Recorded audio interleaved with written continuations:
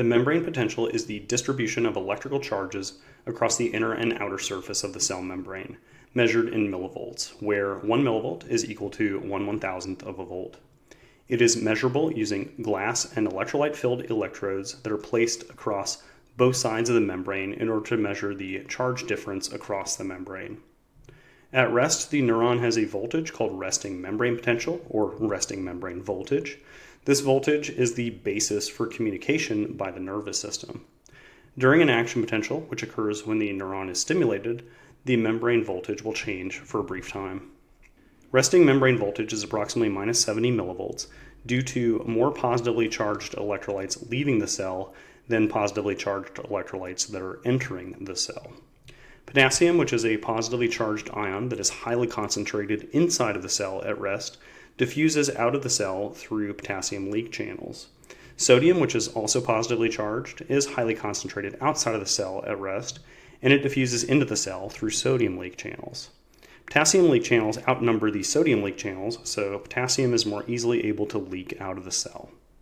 Sodium-potassium pumps, which use ATP energy and perform active transport, are always working to restore the sodium and potassium concentrations on each side of the membrane.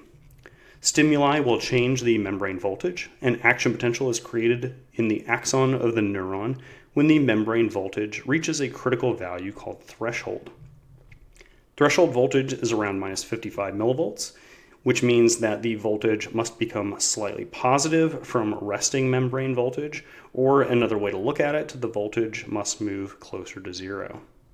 Leak channels, like the sodium and potassium leak channels, work by allowing specific ions to diffuse across the membrane. In the case of the sodium leak channels, they permit sodium to leak into the cell from the extracellular fluid, while potassium leak channels permit potassium to leak out of the cell.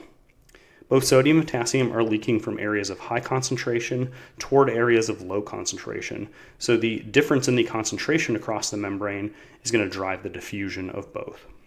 Resting membrane potential, or resting membrane voltage, can be measured using two electrodes to compare the inside of the membrane to the outside.